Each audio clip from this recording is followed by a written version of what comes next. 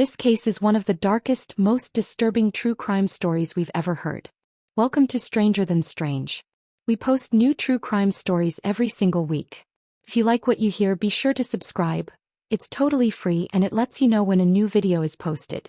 Karlyn Ramirez was born on April 10, 1991, to parents Jesus and Susan Ramirez in Beeville, Texas. She spent most of her childhood in Del Rio, Texas, alongside her 4 siblings, 2 sisters Laura and Roxana and 2 brothers Jesus Jr. and Jesus David. She graduated from Comstock High School in 2009. Carllin loved the outdoors and thrived on adventure. Her father was a huge rodeo fan and that passion quickly rubbed off on her. She spent time bull riding, deer hunting and raising game roosters, her idea of the perfect life. Her family was deeply religious, and Carllin was an active parishioner at Sacred Heart Catholic Church. She went on to earn an associate's degree, but coming from a family of Army veterans, including her mother and aunt, it wasn't long before she decided to follow the same path. At 21, Carllin enlisted in the Army and was stationed in South Korea. A natural fighter, she won several mixed martial arts tournaments. In 2014 she was assigned to the 70th Military Intelligence Brigade and the 742nd Military Battalion at Fort Meade. She traveled the world, gained valuable experience, and was known as a free spirit who always sought to be a better daughter, sister, soldier and person. In 2013, while deployed in South Korea, Carllin met Sergeant Malik Kierney, a 35-year-old chemical weapons specialist and father of 5 from San Antonio, Texas. According to her sister Roxana, the two fell head over heels. But her mother, Susan, had doubts, partly because Malik already had children. Still, Carllin was happy and Susan chose to let her concerns go. 6 months later, Carllin told her family she was pregnant. A miracle, given she had previously battled cervical cancer, which had threatened her ability to have children. She had fought hard and gone into remission, and now she considered this baby a gift from above. During her early pregnancy, she and Malik got engaged. At the time, Carllin was stationed in Maryland and Malik was in South Carolina. Malik's request to be transferred closer to her was denied, making the situation challenging. In April 2015, they welcomed a healthy baby girl named Katala Vale Kyan, Vale for short. 3 months later they married. The quick wedding was partly due to a new Army policy regarding marriages between low-ranking and high-ranking officers. But even after marrying, the couple remained stationed apart. Carllin lived with Vale in Severn, Maryland, while Malik stayed in South Carolina. They made it work, until just 5 weeks after the wedding tragedy struck. On August 25, 2015, a maintenance worker conducting routine checks noticed Carllin's back door was open. Suspicious, he called police. Officers found the downstairs in order except for a contraceptive in the trash and its wrapper on the floor. Upstairs, in the master bedroom, they found a horrific scene. Carllin lay lifeless on the floor, her clothing pulled down to her ankles, holding baby Vale, who was thankfully unharmed.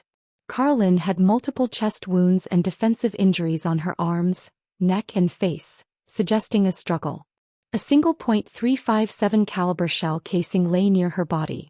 An autopsy revealed she had been shot 3 times at close range, facing her killer.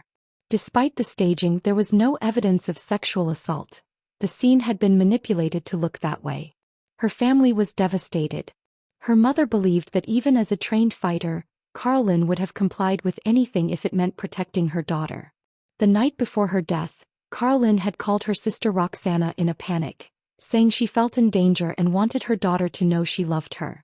This was the last time she spoke to her family. Investigators offered a $20,000 reward for leads and began looking into possible suspects.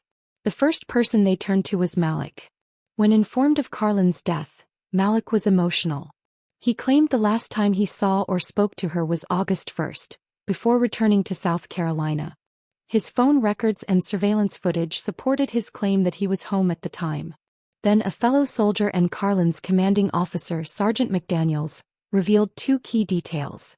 First, that Carllin had a roommate named Marissa, who was away on vacation during the murder. Second, that Carllin had been having an affair with another soldier, something Malik knew about and had been deeply upset over. That's when Carllin's world really started to unravel. Malik, once her partner, had transformed into a man consumed by jealousy and control. He demanded to know her every move, his jealousy flaring at even the smallest interaction with another man. The relationship spiraled into a nightmare. Carllin, desperate to reclaim her life, filed for divorce and a no-contact order, but Malik refused to let her go quietly. The police quickly turned their attention to those closest to Carllin, her roommate Marissa and the man she had been secretly seeing. The lovers' cooperation was suspiciously eager, providing DNA that matched a sample found at the crime scene. He admitted meeting Carllin just days before the brutal attack, but a deeper investigation cleared him of murder. Marissa too had an airtight alibi. The case stalled, shadows of doubt swirling around everyone except one man, Malik. Then a chilling discovery came to light. Malik's phone contained a sinister app, one designed to wipe all data clean with a single tap. Even more alarming, the app was programmed to erase everything precisely between the night of August 24th and the morning of the 25th, the exact window of Carllin's murder. Miraculously, detectives recovered the wiped data, revealing secrets Malik desperately tried to hide. He wasn't just controlling, he was a man living a double life. While forcing Carllin to expose her affair, Malik had been cheating on her for nearly a decade. His mistress, Dolores Delgado, an Army veteran tangled in a volatile years-long on-again, off-again affair that stretched from Florida to South Carolina.